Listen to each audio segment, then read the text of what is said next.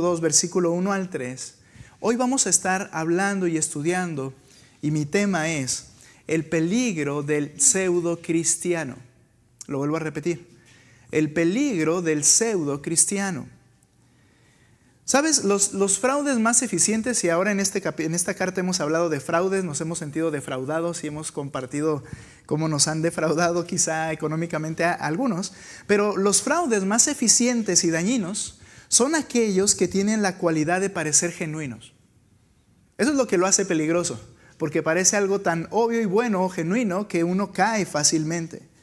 Por esto, los detalles son muy importantes para el que quiere hacer un fraude de esta manera. Requiere tener cuidado de los aspectos o detalles para entonces lograr su propósito. Por ejemplo, los fabricantes de productos pirata, como los llamamos en México, o apócrifos, se han esmerado por lograr que sus productos sean lo más parecido posible a los originales. De hecho, a tal grado que visiblemente es imposible casi poderlos identificar ahora. Antes era más sencillo. Voy a decir, en lugar de decir una marca deportiva, decía con otras letras o le metían más letras y era obvio y te dabas cuenta que no era la marca de la cual se estaban copiando, ¿no? Pero ahora es casi imposible poderlo identificar, porque las diferencias entre algo original y algo que es imitación ya son tan parecidas. De hecho, ahora hay una nueva clasificación. Antes en la clasificación existían imitaciones y originales, pero ahora hay imitaciones y hay unos que llaman clones. Porque la idea son exactamente lo mismo pero diferente. Sin embargo, aún los clones siguen siendo aparentes, ya que, ¿por qué son más baratos? Porque no tienen la misma calidad. Y por tanto, el costo de fabricación y la venta son más bajos. Siguen siendo diferentes, pero son imperceptibles a la vista, aparentemente. John Walvoord y Roy Zuck, al hablar de este pasaje que vamos a estudiar hoy, escucha lo que ellos escriben. Cuando se aprobó el edicto de Milán en el 313 después de Cristo, paréntesis, en ese edicto de Milán, la iglesia cristiana ya no sería perseguida. Estaban siendo asesinados durante 3 siglos. Ahora Constantino dice, ahora la iglesia cristiana es la iglesia del Estado. Todos deben ser cristianos. Y se firma ese edicto y a partir de ahí, sigo la nota, la iglesia adquirió la libertad de irrumpir en el mundo y proclamar legal y abiertamente sus doctrinas. Pero a la vez, también el mundo comenzó a penetrar en la iglesia. Todos tenían que ser cristianos, lo que es la iglesia católica ahora. Pero todos entraban allí y ahora ya el mundo estaba entrando en la iglesia. Continuó, diluyendo su doctrina a lo largo de los 1200 años siguientes, hasta la llegada de la Reforma. Sin embargo, Segunda de Pedro, sigue el autor diciendo, da testimonio del hecho de que el mundo ya había penetrado en la iglesia antes de la época de Constantino. Sigo leyendo, los creyentes de todas las edades, dice el autor, deben estar listos en todo momento para defenderse de estos ataques. Se termina la nota. Es lo que hace Pedro, es lo que hace Pablo, es lo que hace Judas, es lo que hace Juan. Decir, hey, alerta, porque en la iglesia se ha infiltrado el pseudo cristianismo, como lo llamé yo el tema. Aún más peligroso para el avance del reino de Dios que los ataques de Satanás por fuera de la iglesia, atacándola, insultándola, persiguiéndola y matándola. Lo que sucedía era que conforme más los perseguían, más se multiplicaban. Más creían gente al ver la persecución de la iglesia. Esa oposición abierta y directa contra la verdad fue en un grado peligrosa, pero es aún más peligroso que el ataque sea desde adentro de la propia iglesia de Cristo. Satanás, que es el enemigo de todos los planes de Dios desde el principio, ¿estás de acuerdo? Siempre se ha opuesto a Dios y ha buscado derribar el plan del Señor. Se las ha arreglado para colocar siervos suyos en las filas del pueblo de Dios, para intentar debilitar y destruir la iglesia de Dios. Vamos a seguir a través de esta idea. ¿Cómo la iglesia de Cristo podemos estar alerta para identificar las propuestas y las prácticas que no corresponden a un verdadero hijo de Dios y corregirlas con amor? Déjame explicarte otra vez esta frase, que es donde quiero que vayamos a lo largo de la enseñanza. Cómo la iglesia de Cristo debe estar alerta para identificar dos cosas: las propuestas y las prácticas que no corresponden a un verdadero hijo de Dios, y luego agrego esto, y corregirlas con amor. Déjame explicar esta última frase. Nos vamos a dar cuenta quizá de que hay algo que no es acorde, lo vamos a ir viendo, a la palabra de Dios, que no es bíblico, que no muestra el carácter del Señor. Y debo estar dispuesto a identificarlo y alertar, corregir, pero siempre en amor. Y cuando digo corregir en amor, no malentiendas al amor emocional que se practica en nuestra cultura. ¿Qué es la idea? No hay que hacerle nada, no hay que decir nada, está bien que Dios le haga ver. No, es nuestra responsabilidad. Pero en amor implica, mira mi hermano, es más amor que tú vayas y le digas a alguien, hermano o amigo, estás mal en lo que estás diciendo, en lo que estás haciendo. El Señor dice lo siguiente: eso es más amor a callarte y dejar que siga su rumbo. Porque le muestras que no le interesas, no te interesa más bien. Y aún las palabras tienen que ser con amor, tú no eres el juez. Por eso quise agregar esta frase final, porque no vamos a ser espadachines sacando la espada y cortando cabezas. Nosotros vamos a corregir y tenemos que hacerlo con amor. Pero tenemos que identificar en primer lugar cuáles son estas propuestas y prácticas del pseudocristianismo. Vamos a iniciar viendo las propuestas pseudocristianas. Verso 1. Nota por favor lo que dice capítulo 2 versículo 1. Pero se levantaron falsos profetas. Este pero, ¿qué significa? Mira, tienen la palabra profética más segura, la cual tienes que estar atento como una antorcha que ilumina en un lugar oscuro. Y recuerda algo: ninguna profecía de la Escritura es de interpretación privada, sino que Dios inspiró a los santos hombres para escribirla. ¿No? Lo estoy parafraseando. Pero aunque hubo santos hombres inspirados por Dios para escribirla, pero se levantaron falsos profetas en aquel tiempo. De hecho, esta palabra es una sola. Falso profeta es pseudo profetes, de donde viene el prefijo pseudo que seguimos utilizando en el español. Significa falso. Pero se levantaron pseudo profetas entre el pueblo. Está apuntando al Antiguo Testamento. Así como habrá también falsos maestros entre ustedes. ¿Cuál es la propuesta, o las que vamos a ver, por lo menos 3 aspectos pseudo-cristianas? La primera, lo pongo de esta manera: una propuesta del pseudo-cristianismo es que somos iguales. Quiero que notes algo: se levantarán, ¿de dónde? De entre ustedes. Sería muy obvio que alguien venga fuera de la iglesia y comience a golpear las puertas de la iglesia y decir: déjenme entrar, les traigo una herejía. Pues hasta nos espantamos, y que trae, ¿no? Y no lo dejamos entrar. Pero aquí viene el peligro, que es dentro. Por tanto, la primera propuesta es que es nuestro. Son de nosotros. Eso es lo que hace que sean escuchados. Eso es lo que hace que sean seguidos. Porque son nuestros. En medio. Su origen entonces no es de afuera. Lo que les da una identidad sumamente engañosa y peligrosa es que son de dentro.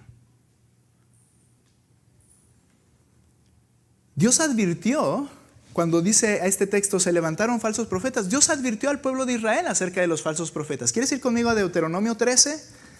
Creo que hemos ido ahí no sé cuántas veces a lo largo del estudio de Reyes, para recordar esos profetas del Señor y recordar los que no eran profetas del Señor. Pero Volvemos a toparnos con este tema y dice el verso 1, si se levanta en medio de ti un profeta o soñador de sueños. ¿De dónde se levanta? De en medio de ti. Somos iguales, somos del mismo pueblo.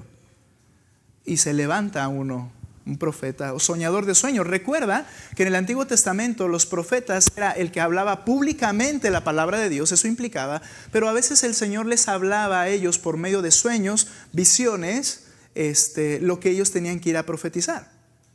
Entonces dice, bueno, hay uno que se levanta y dice que tiene un sueño, una visión. Bien, como un profeta del Señor, del Antiguo Testamento. Entonces dice, y te anuncia una señal o un prodigio, y mira, más espantoso todavía, y la señal o el prodigio se cumple. Ahí está la prueba. Es genuino porque se cumplió.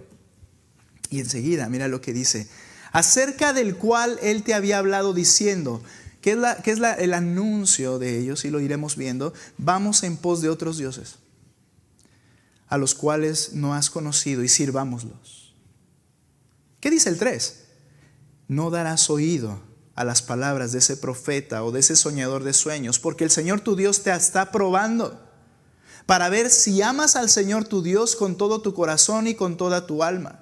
¿Por qué? Porque esta es la orden. En pos del Señor su Dios ustedes andarán, a Él temerán, guardarán sus mandamientos, escucharán su voz, le servirán y a Él se unirá. Sí, pero si viene diciendo que Dios le habló y luego hace una maravilla y se cumple y dice que viene de parte de Dios, sí, es el siguiente punto, pero lo que te está diciendo va contrario a lo que Dios ya te dijo.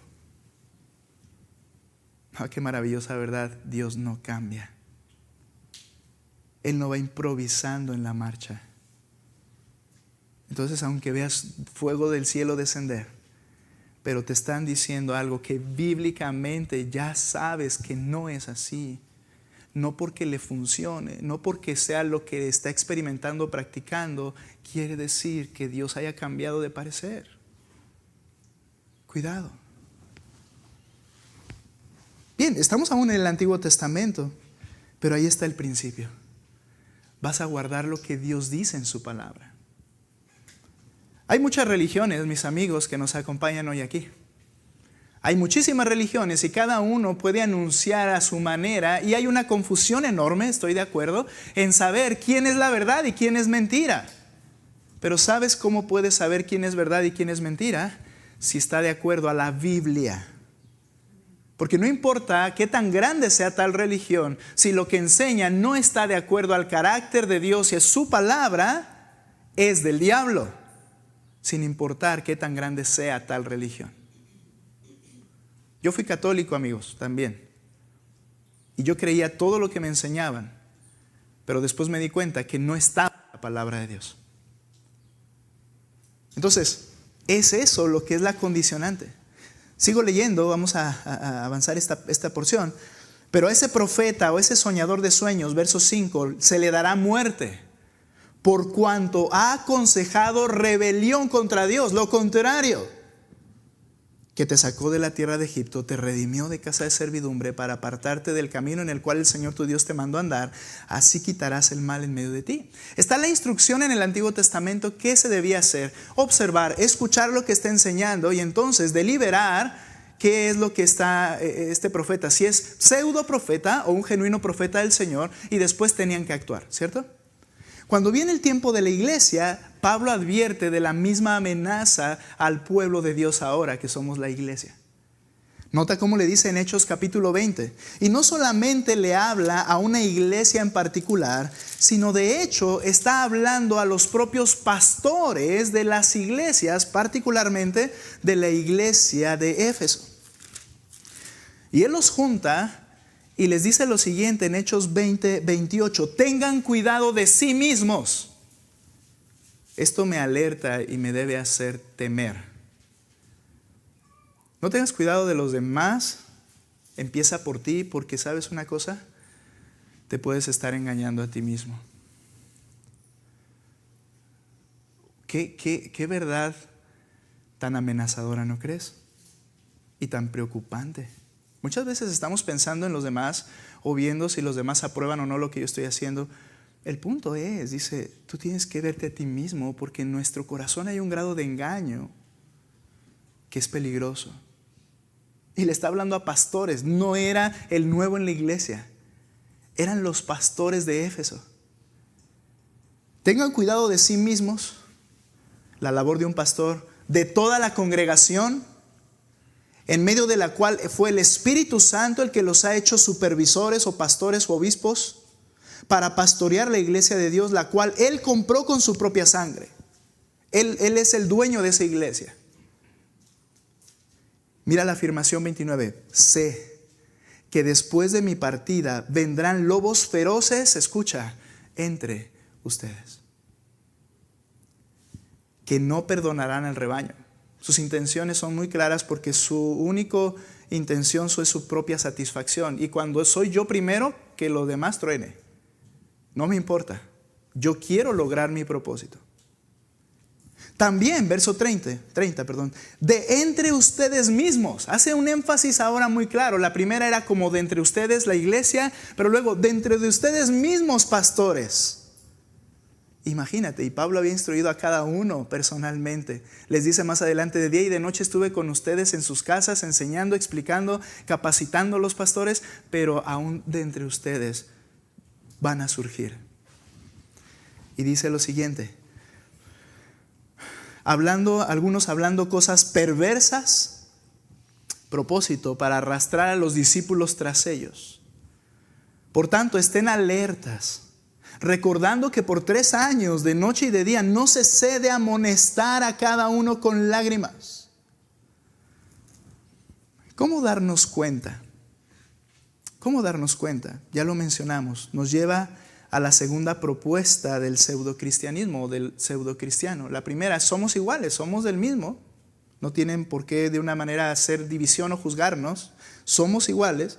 Pero el inciso 2 o la parte 2, que son sutiles diferencias con la verdad bíblica.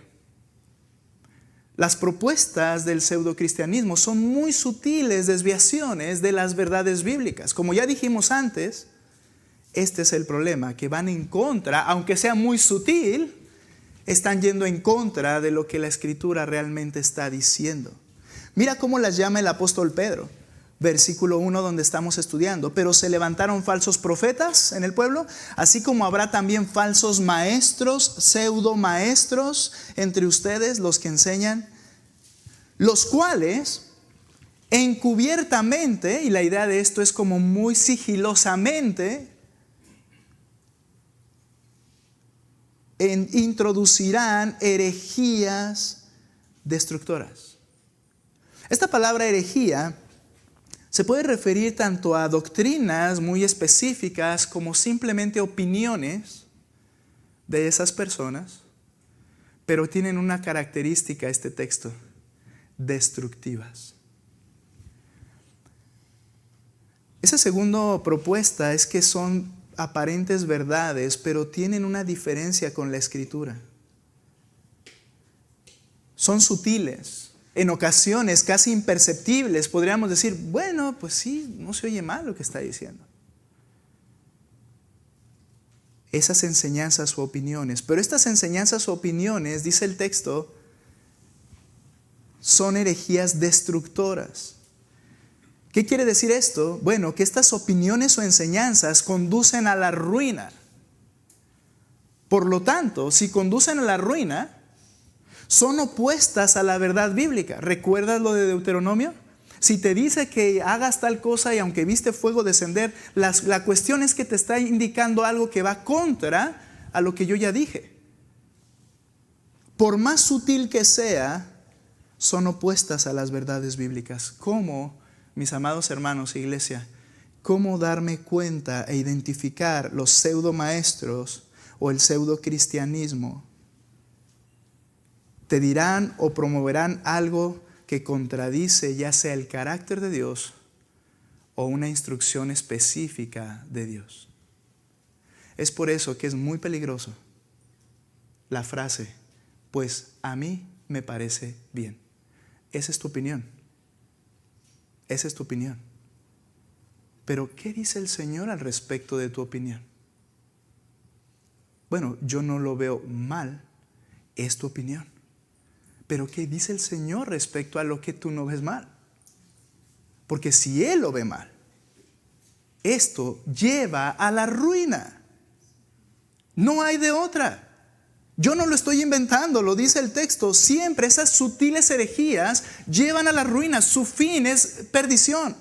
No va a ser algo que glorifique al Señor. El arma contra esto, ¿cuál sería? Pues conoce las verdades bíblicas.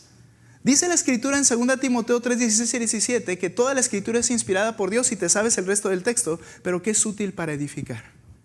Todo lo contrario, arruina y destrucción. Si es Biblia, edifica. ¿Conoces lo que dice las Escrituras? Ahí está el problema. Que me están sugiriendo cosas, que me están diciendo cómo podrían ser, cómo podrían funcionar, y no detecto que haya un problema porque no conozco qué dice el Señor en su palabra. Este es el poder, mis amigos, de las religiones. Sigues algo que te dicen que es correcto, pero ¿en base a qué? ¿Dónde has comprobado que eso que dicen es la verdad? Pero iglesia, muchas prácticas que surgen del pseudocristianismo son antibíblicas y no te das cuenta porque no estás edificado en la palabra de Dios. Porque no conoces. Porque no has crecido en las Escrituras. Porque no la lees constantemente. Porque no la meditas en la semana para decir, ok, este pasaje, solo un texto en este día, ¿qué me está enseñando a mí? Y cuando venga alguien y te diga algo contrario, hermano, esa es la bendita palabra de Dios. El Espíritu te va a recordar lo que leíste y decir, a ver, esto como que no cuadra con lo que leí la semana pasada. Pero si no lees, vuelvo a decirte, ¿crees que es suficiente con una predicación a la semana? Jamás. Por eso dice Colosenses 3:16, iglesia, que la palabra de Cristo habite en abundancia en ustedes. ¿Sabes para qué va a servir esto? Con toda sabiduría enseñándose y amonestándose unos a otros con salmos, himnos, canciones espirituales, cantando a Dios con acción de gracias en sus corazones. Mira, esto te va a ayudar a que cuando un hermano está batallando en algo, haciendo algo que va en contra de eso que tú ya sabes porque lo viste, vas con amor y le animas. Y juntos nos estamos exhortando y cuidando. ¿Y sabes qué va a suceder? Esto es lo que va a pasar. Cuando estamos haciendo esa dinámica de cuidarnos mutuamente, por ahí va a saltar alguno que no va a querer escuchar lo que le estás diciendo.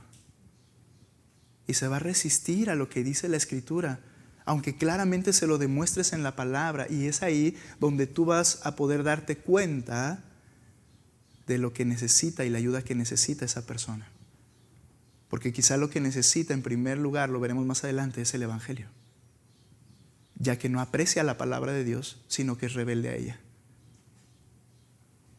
Pero ¿cómo lo voy a hacer? Necesitas crecer en la palabra.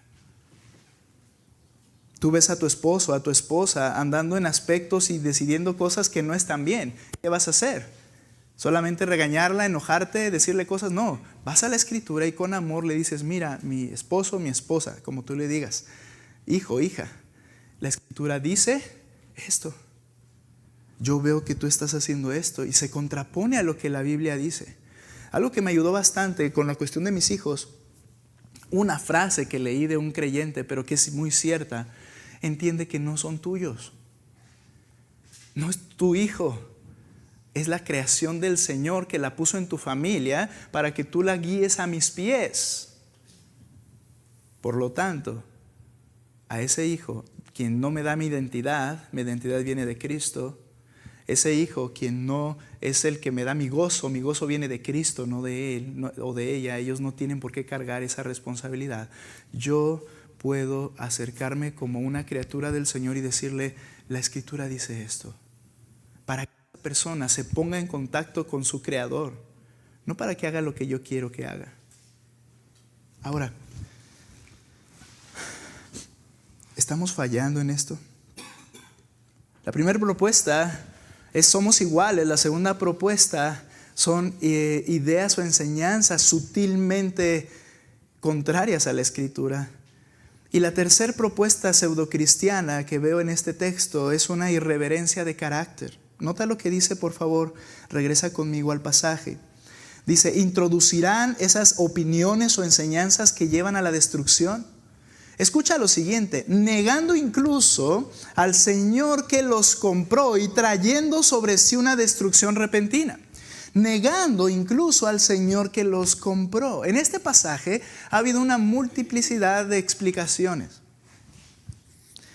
Dependiendo de la teología y el aspecto de la salvación como tú la entiendes, si el Señor ha elegido su soberanía y como lo hemos aprendido, o si piensas que el hombre participa en su salvación, que yo no creo eso en absoluto. Pero el punto es que ha habido muchas interpretaciones del texto. Pero déjame explicar lo que este texto creo que está diciendo, firmemente lo creo.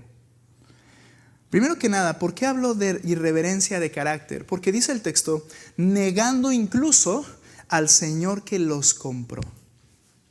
Al estudiar las palabras, esto es bien interesante. La frase que los compró, esa palabra significa lo que hacía un amo al ir al mercado de esclavos y pagar una suma por un esclavo. Cuando pagaban la suma por el esclavo, ahora el esclavo era suyo para vivir, para ser esclavo del que lo compró, ¿cierto? Del amo, del dueño de la familia o de la tierra que lo había comprado. Entonces ahora ese esclavo tenía la obligación de sujetarse a la autoridad de su amo. Esta es la imagen que está utilizando el apóstol Pedro. Sabemos bíblicamente que Cristo nos ha comprado, dice 1 Corintios 6:20, lo siguiente. Fíjate, escúchalo. Me va a ayudar Aarón a ponerlo. Porque han sido comprados por precio. Por tanto, ahora eres esclavo de Cristo. Y vives para, dice, glorifica a Dios en tu cuerpo y en tu espíritu, los cuales le pertenecen a Dios. Es decir, con la imagen de ese amo comprando el esclavo, cristiano, creyente, que dices, yo soy hijo de Dios, ya no te perteneces. Ni tu cuerpo, ni tu espíritu. Por tanto, solo vives para obedecer a aquel que te llena de gozo, satisfacción, paz, ánimo y todas las bendiciones de la gracia. Vives para eso.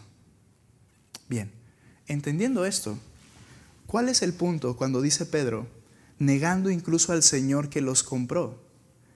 Bien, lo que sucede es que el pseudo cristiano afirma haber sido salvado. Es decir, comprado por gracia, por sangre. Cristo lo compró por sangre. Él afirma hacer eso. Pero ¿cómo es que él niega al Señor? Aquí pareciera que diríamos, bueno, está diciendo de repente, Cristo no existe, Él no es Dios y una locura como tal. Y dirías, wow, esta persona sí se salió del huacal, ¿verdad? Está completamente equivocado. Pero no es así, es sutil nuevamente. Y fíjate a qué se refiere. La palabra negar es rechazar a una persona. Esta palabra no es la otra palabra que diría no es, sino es negarse o rechazar a una persona, renunciar a, rehusarse a estar de acuerdo con. Afirma haber sido salvo, pero en su conducta y carácter no se somete a los claros lineamientos de Cristo y no quiere hacerlo. Es decir, tiene un carácter rebelde o irreverente, que fue lo que dije como esta propuesta. El diccionario Vine tiene esta nota. Negar a Jesucristo en este texto es negarlo como dueño y Señor. ¿Cómo? Mediante inmoralidad, bajo una aparente religiosidad.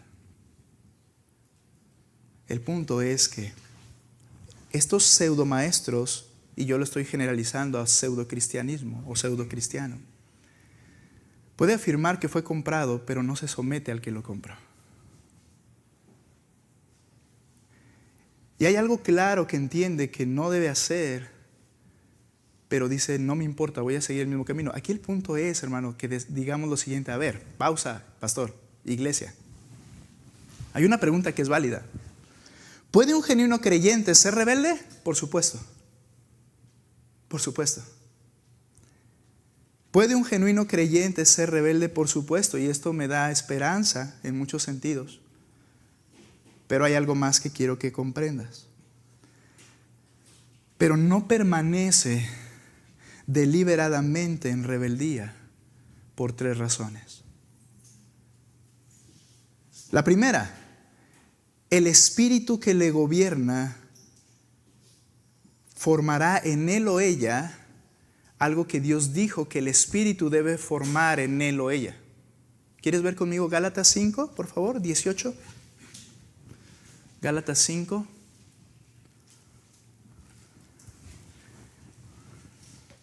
A veces viene la pregunta, bueno, ¿y si me hago cristiano y luego fallo? Bueno, no es posible porque el Señor hace algo por 3 razones, o 3 razones que no permiten que esto pase. El Espíritu Santo que le gobierna, ¿qué va a formar en ese creyente en el cual ahora habita el Espíritu Santo de Dios? Nota lo que dice el verso 18. Pero si son guiados por el Espíritu, no están bajo la ley. Es decir, ya no estás condenado por la eternidad. Ahora bien, las obras de la carne son evidentes, las cuales son inmoralidad, impureza, sensualidad, idolatría, hechicería, enemistades, pleitos, celos, enojos, rivalidades, disensiones, herejías, envidias, borracheras, orgías. Bien, y diríamos, ¿un creyente puede participar en algo de esto? Sí, yo vuelvo a decir que sí. Podemos pecar en cualquier pecado, casi un creyente. Es verdad, casi, quítale el casi. Puedes pecar en cualquier pecado, es decir, puedes caer en algo de eso, sí. Pero nota lo que dice el texto. Cosas semejantes, la lista sigue, contra las cuales les advierto, como ya lo he dicho antes, que los que practican tales cosas, y la idea es los que permanecen en esa forma de vida. Ahí está la diferencia. Los que practican tales cosas no heredarán el reino de Dios. No están confundidos. No están en un desliz, sino que han negado a sujetarse a lo que Dios dice y siguiendo lo contrario. Entonces dice el pasaje, no heredarán el reino de Dios. Y viene la razón del por qué un creyente no puede quedarse en ese estado. Nota lo que dice lo siguiente. Pero contrario a esa forma de vida permanente, pero el fruto del Espíritu es amor, gozo, paz, paciencia, benignidad, bondad, fidelidad, mansedumbre, dominio propio. Escucha esto, por favor, es importante en el tema. Contra tales cosas no hay ley, pues los que son de Cristo han crucificado la carne con sus pasiones y deseos. Esto implica que el Espíritu, escucha por favor, no va a dejar al creyente en esa condición, porque el que fallaría sería el Espíritu Santo, y el Espíritu no falla, es Dios, no lo va a dejar. Pastor, ¿por cuánto tiempo alguien puede vivir así y de repente realmente reflexionar? No lo sé, pero lo que sí sé es que no puede permanecer así. Ahora, hay una segunda cosa. Yo dije que si podemos pecar en alguno de estos pecados, sí. No estoy hablando de que tengamos un carácter rebelde a Dios de manera permanente, pero muchas veces la cosa se ve muy parecida. Ahora, la segunda razón por la cual esto no va a suceder de esta forma, es decir, que no permanece deliberadamente el rebeldía. La primera razón, el Espíritu Santo hace esta obra. La segunda razón, la palabra de Dios tiene un efecto en el corazón de un creyente. Y el texto dice, es útil la palabra de Dios para redarguir. La persona se ve reprendida por la Escritura y dice, estoy mal. Estoy mal. Gracias a Dios por poner estos dos aspectos. Y hay un tercer aspecto, el amor de la iglesia. El Señor dice, bien, si tú ves a tu hermano pecar, ve y repréndele. Esto es, hazle ver su pecado. No es, ¿qué estás haciendo? ¿Y qué andas? No, ¿verdad? Reprender es, hazle ver claramente su pecado. Al reprenderle e insistirle, le hará cambiar por las dos razones anteriores. El Espíritu obrará y la palabra obrará. Al grado, y esto concuerda porque Cristo dijo en Mateo 18, si ya hiciste esto y no quiere hacer caso, tenle por un incrédulo. Tenle por un incrédulo, porque ya las herramientas que yo he dado, poderosas herramientas, como una palabra que es como martillo, y un Espíritu Santo que es el todopoderoso en la persona, y el amor de la iglesia que está constantemente animando el cambio, se han efectuado y hay un cambio. Pero si no hay un cambio, tenle por no creyente. Gracias, Señor, por las herramientas de la gracia que nos has dejado, ¿no crees? Porque como creyentes podemos fallar en algo, pero esto va a evitar que nos salgamos permanentemente del camino. Por eso, cuando dice, si alguien deliberadamente niega al Señor y no se somete a Él, porque ya ha pasado esto, ya se le ha instruido, ya sabe la palabra, y supuestamente el Espíritu está en la persona, debería arrepentirse y cambiar. ¿Lo entiendes?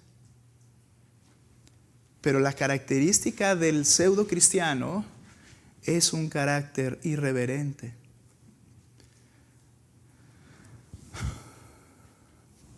Hay una ilustración que me gustaría compartir del pastor Raúl Olivas.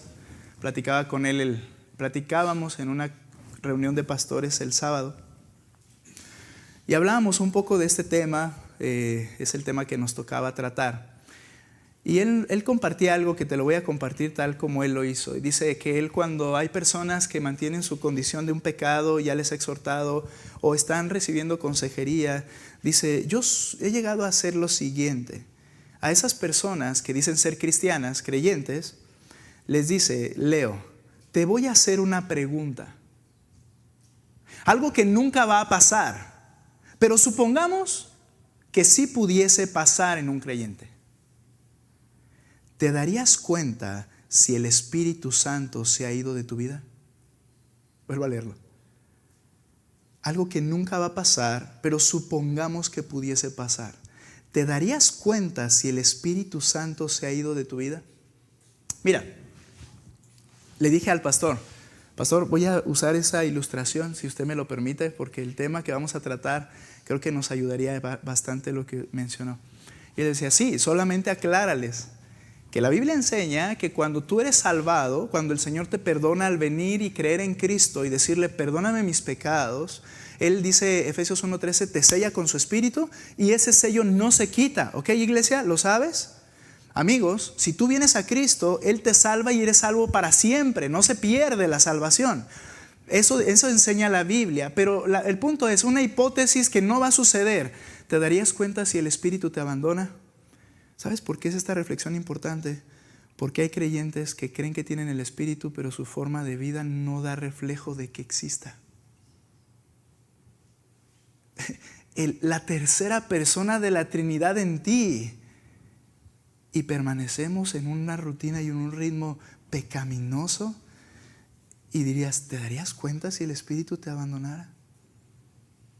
Y el creyente, ¿sabes qué? Debe llegar a la conclusión. No, el Espíritu hizo una transformación visible en mí. Yo amo su palabra y amo al que me salvó. Y decía el pastor Olivas en su explicación, porque yo sé, y él no sabía el tema obviamente, pero él decía, hay muchos que no son salvos y creen que lo son. Y ven su vida pasada, y ven su vida presente, y nada más hay un cambio de agenda. Sí, a lo mucho. Vienes los domingos, pero no hay una diferencia entre semana.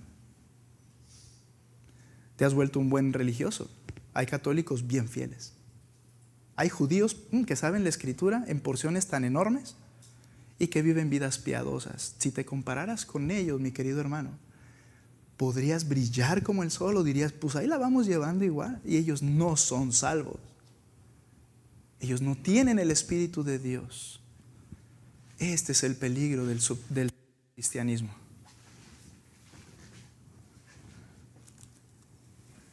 La presencia del Espíritu Santo implica una radical transformación.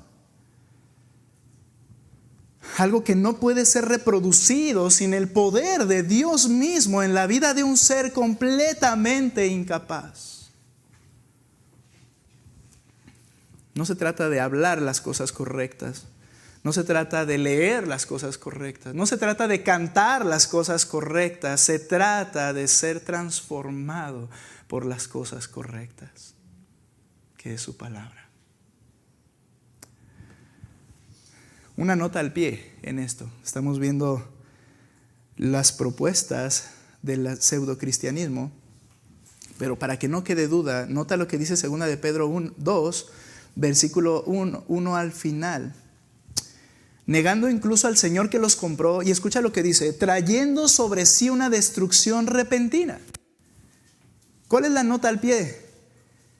Destrucción, la palabra apoleia, aparece 19 ocasiones en toda la Escritura y todas están en el Nuevo Testamento, ¿ok? ¿Vas conmigo en ese dato? 19 ocasiones. Bien.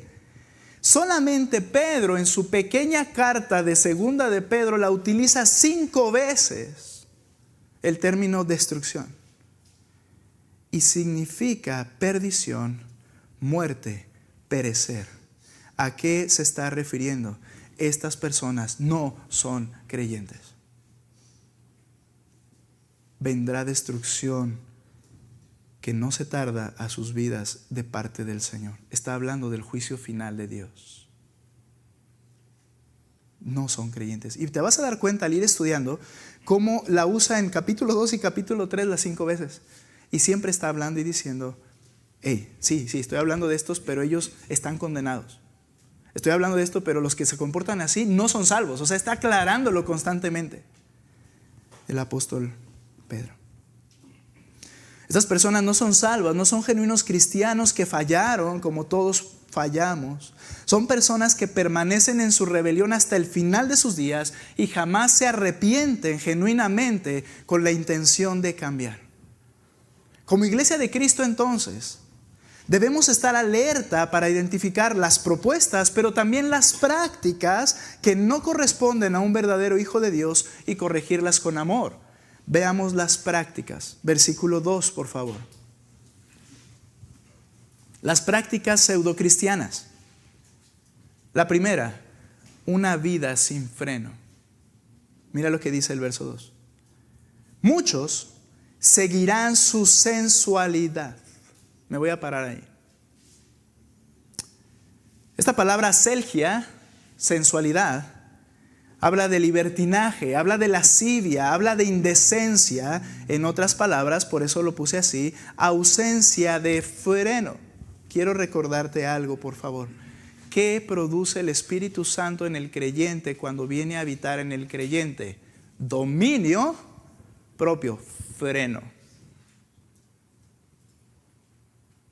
Se frena, se detiene. Pero dice, muchos seguirán del pseudo cristiano su vida sin freno. No pueden parar. Es una conducta desvergonzada, carente de cualquier dominio propio. Y la cosa es que tienen éxito. ¿Por qué tienen éxito? Pues muchos preferirían y prefieren un cristianismo que se ajuste a sus propios deseos, pretensiones y pasiones. Todos prefieren, a veces, bueno, esa es una generalidad que no es real.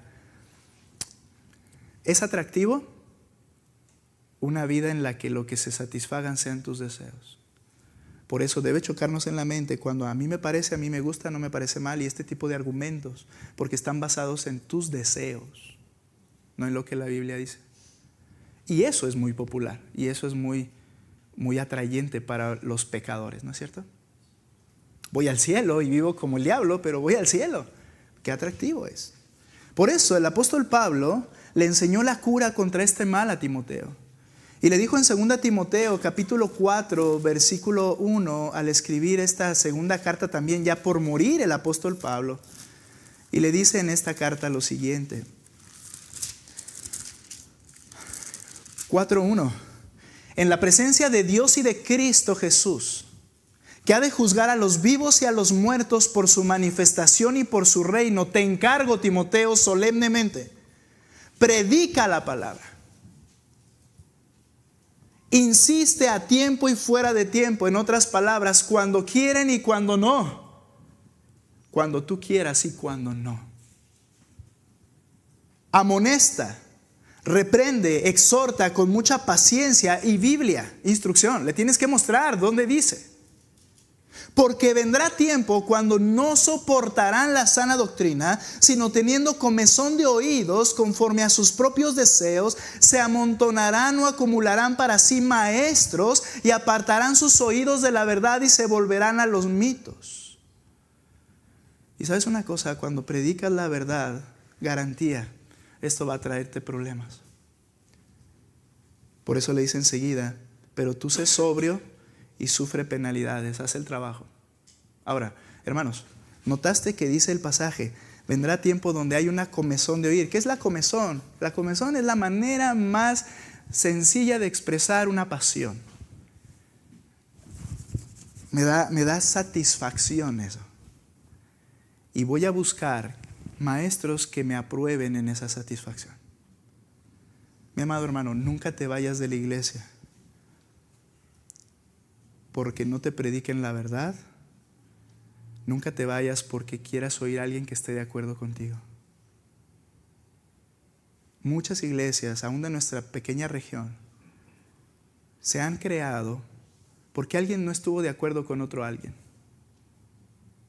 ¿Sabes? En esencia, es una comezón de oídos. No te vayas por eso. Vete, huye, corre, cuando no se te predique la verdad del Señor. O cuando el que lo está predicando tenga una vida pseudo cristiana. Vete, inmediatamente huye, porque esa no es la iglesia de Cristo. O por lo menos el que está al frente no es un maestro de Cristo. Pero lo contrario es lo más común.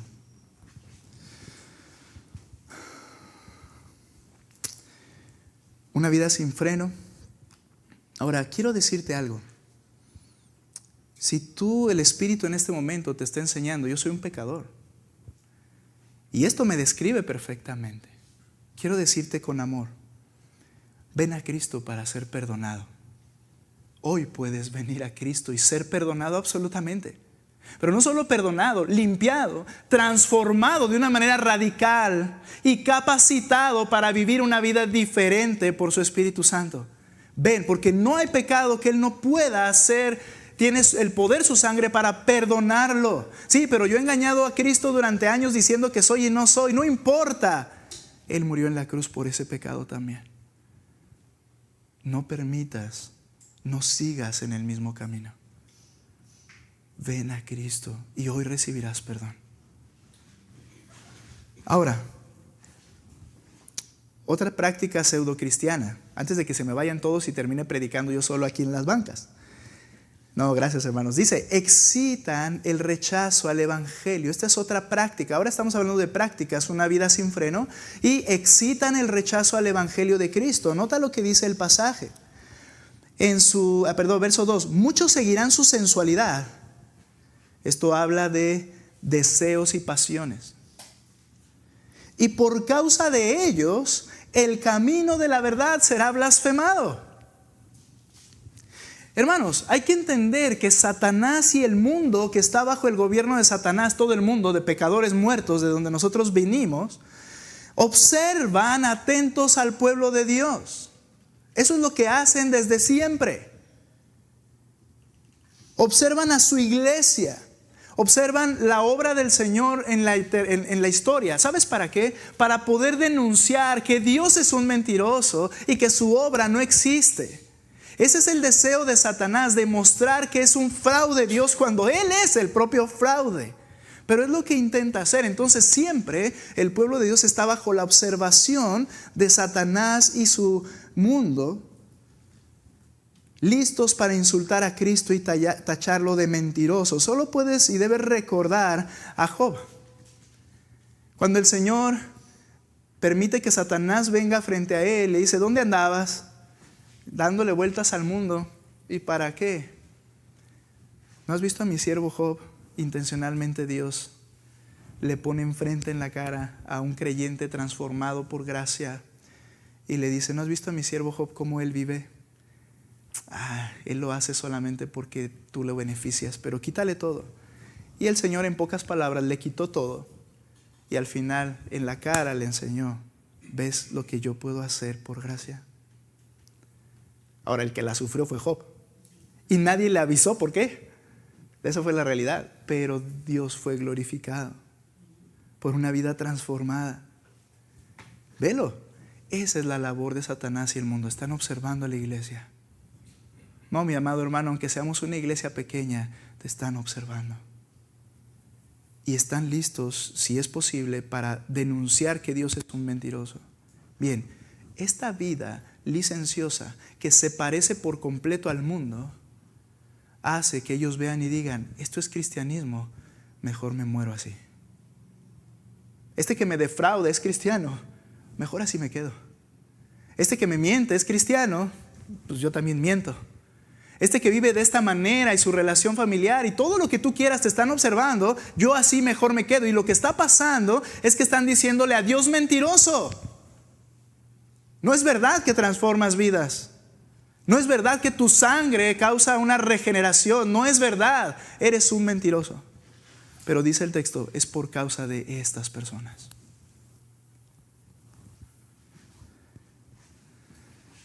Los creyentes somos llamados por eso a brillar como lo hace la luz en medio de las tinieblas. Filipenses capítulo 2, versículo 12 dice lo siguiente: así que, amados míos, iglesia, creyentes, tal como siempre, ¿qué es la característica de un creyente? Tal como siempre han obedecido, no solo en mi presencia, y no dice que no fallen, pero nuestro patrón es obedecer, sino ahora mucho más en mi ausencia, ocúpense en su salvación, en eso que les fue dado en Cristo, con temor y temblor, porque Dios es quien obra en ustedes. Y este texto, si no existiera, estaríamos destinados a la ruina, porque Dios es quien obra en ustedes tanto el querer como el hacer. En pocas palabras, por eso no falla, porque es Dios el que lo produce y a la vez me hace responsable de actuar.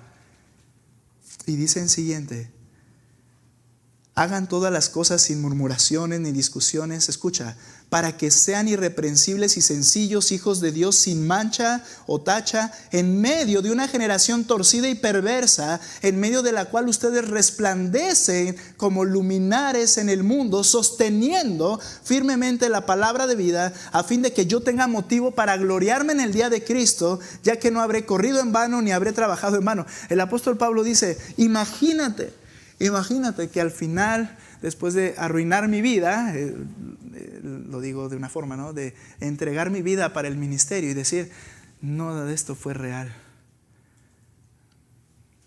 pero es real. La obra de Dios es real en el corazón, porque Él es el que produce el querer y el hacer, y por tanto Él se lleva la gloria. Iglesia, debes brillar. Tu matrimonio debe brillar. Tus palabras deben brillar. Tus decisiones y carácter debe brillar. La inversión de tu tiempo debe brillar. Tus hobbies deben brillar. Lo que tú haces en todas las esferas debe ser diametralmente opuesto a lo que hace este mundo.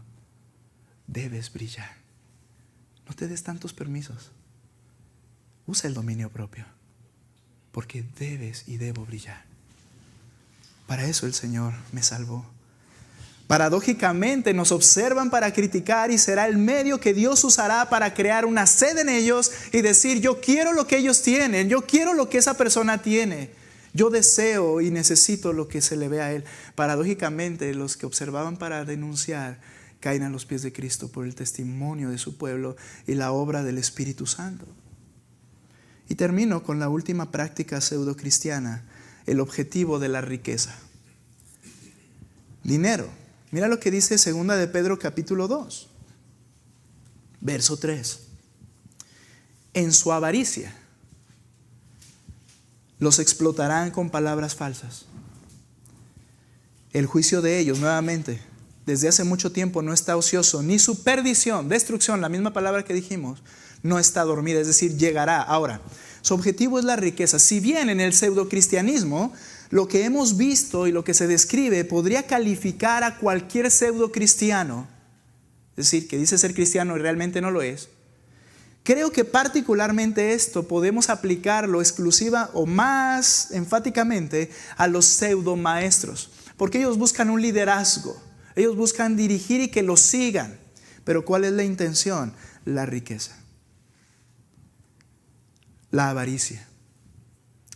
Su objetivo es enriquecerse por medio de los que logran convencer. Por eso dice el texto, en su avaricia los explotarán con palabras falsas. La palabra explotar implica hacer negocio, aprovecharse o sacar beneficio, similar al carácter del brujo Balaam. ¿Te acuerdas de él? Mira, ahí solo adelante en el capítulo 2, verso 15, dice, abandonando el camino recto, estas personas se han extraviado, escucha, siguiendo el camino de Balaam, hijo de Beor. Ve a leerlo después en el Antiguo Testamento.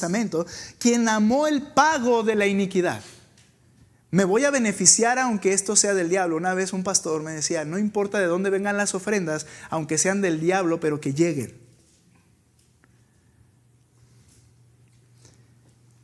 Dice aquí de Balaam, amó el pago de la iniquidad y luego fue reprendido por una muda bestia de campo que Dios utilizó. Hacen negocio, la intención es enriquecerse. Usan palabras convincentes, usan argumentos plausibles, enseñanzas atractivas para la carne, pero no te olvides, mentirosas. Dice el pasaje, en su avaricia los explotarán con palabras falsas. Esta palabra falso es la palabra plastos, de donde viene nuestra palabra plástico. ¿Por qué se le puso ese término a ese producto del petróleo? Porque parecía ser rígido, parece ser valioso, parece ser resistente. De hecho, lo puedes pintar como metal, ¿te has dado cuenta? Lo puedes pintar como algo duro, como piedra, pero cuando lo tocas no es lo que parece ser. Y de ahí viene el término plástico, falso. De alguna manera el plástico nos engaña. Muchos de nuestros más amados autos, lo único que son plásticos y metales. El punto es que estas palabras son falsas. Parecen ser buenas, pero no lo son. Y nuevamente la nota al pie. Vendrá juicio y perdición porque no son hijos de Dios. Lo vamos a ver la próxima semana, porque viene hablando después del juicio. Ahora, recuerda esto, como iglesia debemos estar alertas para identificar las propuestas y las prácticas que no corresponden a un verdadero hijo de Dios y corregirlas con amor. Trabajo de la iglesia, de los creyentes. Déjame te digo algo para terminar mi conclusión. Solo existe la posibilidad de que hoy aquí estemos dos clases de personas. No hay más, créemelo. No las hay. Tú, a quien el Espíritu Santo hoy te ha convencido, tú sabes que no eres hijo de Dios. Porque tus frutos lo demuestran. Y hoy lo sabes. Tú lo sabes. Y puedes aparentar piedad, pero tú lo sabes. Y el Espíritu te habló y te tocó en tu corazón y tú lo sabes. O un segundo tipo de personas, solo dos. Tú, quien hoy el Espíritu Santo te ha convencido, he sido comprado por precio. He recibido el perdón. ¿Cuál de los dos eres? A ti que no eres hijo de Dios, ponte a los pies de Cristo. Amigo, hoy puedes recibir perdón. Amiga, hoy puede ser tu día diferente para la eternidad. Clama por perdón de tu pecado. Porque recuerda, no hay pecado que Él no limpie. Y recibirás el perdón hoy, para siempre. por la obra de Cristo, no porque tú lo merezcas. Recibirás la transformación y sobre todo el permiso de ser llamado hijo de Dios. Y a ti, hijo de Dios, ¿cuánto de la palabra de Dios está en tu vida? ¿Puedes identificar el error? ¿Cómo sigues motivando tu crecimiento? ¿Cómo cada vez más estás bajo el control del Espíritu para vivir la vida que glorifique a tu amo, Padre y Señor? ¿Cómo? ¿Cómo estás haciendo? ¿Cómo te esfuerzas por brillar y hacer brillar el Evangelio a los que te rodean? Iglesia, debemos estar alerta. Ten cuidado de ti mismo y ten cuidado de lo que te rodea para tratarlo con amor basado en la palabra de Dios. Que Dios toque tu corazón, es mi oración. Vamos a orar, puestos en pie, por favor. Eres digno, Señor, de nuestras vidas entregadas en sacrificio, en obediencia. Y hoy lo hemos recordado nuevamente. Eres digno de que los pecadores vengan a tus pies y abandonen sus vidas y sus pecados y te abracen a ti. Eres digno de eso. Yo te ruego que atraigas hoy algún corazón, que tu espíritu taladre permanentemente hasta que sea vencido y dobladas sus rodillas. Te diga, perdóname, Señor, y tú le hagas su hijo. Señor, obra en ello. Obra en tu pueblo, Señor, obra en mí, para que vivamos para nuestro amo y Señor, el que nos ha amado por completo. Que vivamos más para ti, menos para nosotros. Ayúdanos a estar alertas, Señor. Y cuando podamos ver restos, muestras de personas que no parecen glorificarte y seguirte, ayúdanos a tratarlas con tu verdad, con un profundo amor. Pero por favor, Señor, libra a tu iglesia de que seamos desviados hacia el error de alguna forma. Tú líbranos, Señor, por favor. Queremos alabarte y decirte, Señor, yo quiero ser como tú. Tú eres santo. Yo quiero ser santo. En el nombre de Cristo.